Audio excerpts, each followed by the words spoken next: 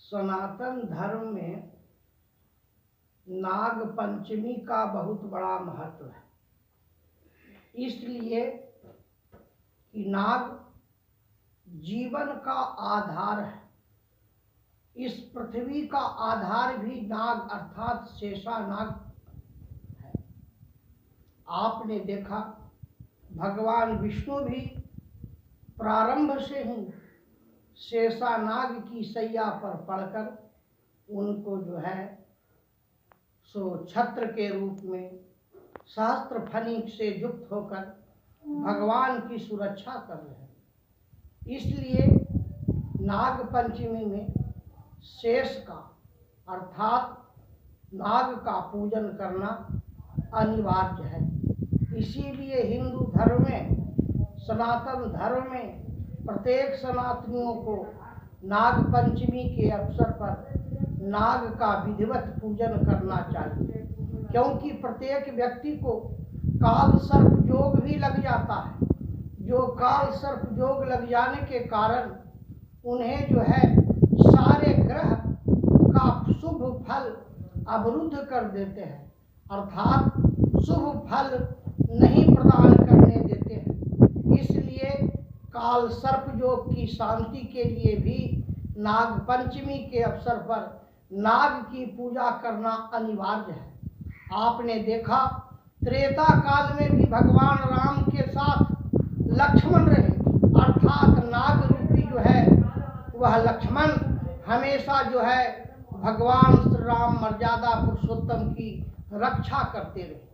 आपने देखा कि द्वापर युग में भी जब भगवान कृष्ण का जन्म हुआ और उस कृष्ण के जन्म के बाद जब जेल खाना से भगवान बाहर निकले और सरयुग में प्रवेश किया, उस समय भी शेषा नाग जो है उस भादों की अंधरिया में मूसलाधार बारिश के समय भी वह जो है सो शेषा नाग भगवान कृष्ण की रक्षा की। इसलिए कृष्ण की रक्षा के फलस्वरूप वह भगवान शेषा नाग के द्वारा सुरक्षित रहे। आपने देखा प्रत्येक समय प्रत्येक व्यक्ति को वह शेषा नाग जो है रक्षा करते रहता है।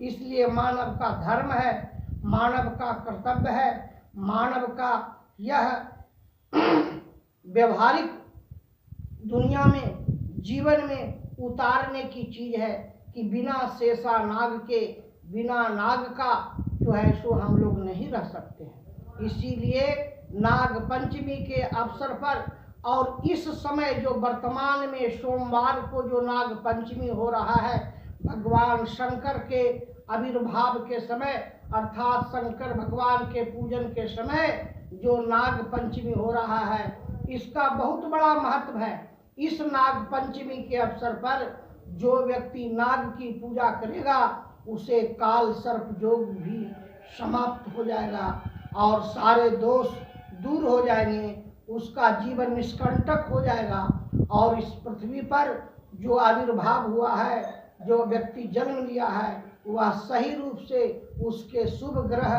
पुण्य फल प्राप्त करते हैं और करते रहेंगे, क्योंकि कर्मण्येवाधिकारस्तु मा फलेषु कदाचन कर्मण्ये फल हेतुर्भूमो हत्वा भूमि मिच्छति। जो व्यक्ति जैसा करता है वैसा फलता है। और इस कलिकाल में, कलयुग में इसलिए कर्म की विशेष महत्ता है, इसलिए कि कर्म ही पूजा है, कर्म ही भगवान है। इसलिए work is worship, duty is God. इसलिए सब कुछ भगवान कर्म पर ही निहित छोड़ दिया है। भगवान कृष्ण भी गीता में कहा है कि मैं ही सब कुछ हूँ, इसलिए कि सारे इंद्रियां को मेरे बस में है। इसीलिए भगवान का नाम ऋषिकेश पड़ा, क्योंकि वे सारे इंद्रियां को संचालन करते हैं, सारे इंद्रियां को आगे बढ़ाते हैं और उनके मन की इच्छा के बिना एक पत्र पुष्प भी नहीं डोलता है। इसीलिए हम लोग को भी चाहिए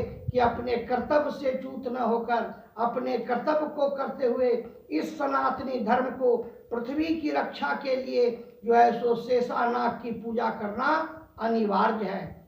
बोलिए वंदे मातरम। वृंदावन बिहारी लाल की जय। जो